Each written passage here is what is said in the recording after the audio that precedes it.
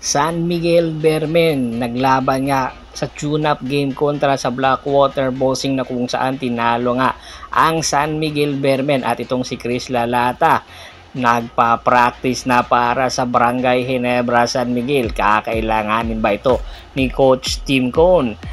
Marami kasi ang nakapuna sa Barangay Ginebra San Miguel sa kanilang big man. Sa pagkawala nga ni Christian Standhardinger, kinakailangan nga nila ng backup na big man para kay Japet Aguilar. At ito nga ang nakikita ni Coach Tim Cone na posibleng maging backup ni Japet Aguilar ay itong si Chris Lalata na kung saan hindi na nga pinapirma pa ng kontrata ng Phoenix Fuel Masters matapos ang ilang taon nitong pamamalagi sa Phoenix Fuel Masters.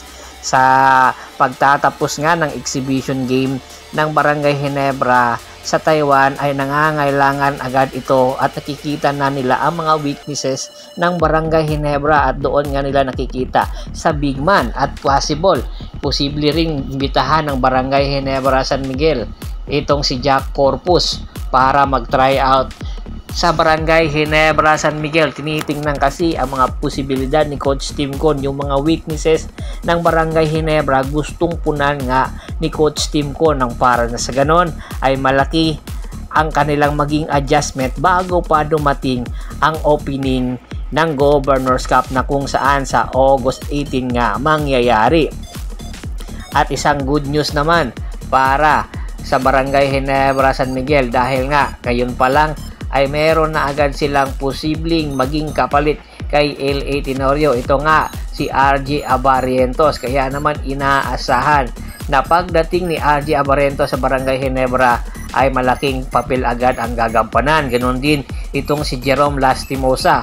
Bagamat meron itong injury ay meron din naman silang backup na player at ito nga ay si Alparo. At ito, update tayo kay Vic Manuel. Malapit na po mag-expire ang kontrata ni Vic Manuel. Marami na ang nagsasabi hindi na ito bibigyan ng contract extension para sa San Miguel Bermen at malaki ang posibilidad dalawa lang ang magiging destinasyon nitong si Vic Manuel. It's either Barangay Ginebra San Miguel or Magnolia Pambansang Manok Templados.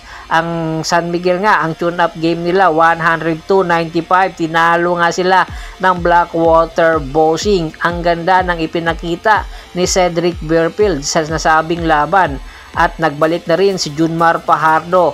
Kaya kaabang-abang ang San Miguel Bermen dahil meron na nga silang bagong import na ibabandera sa susunod na linggo para sa opening ng Governor's Cup dahil pinalitan na nila si Tauras Jogela.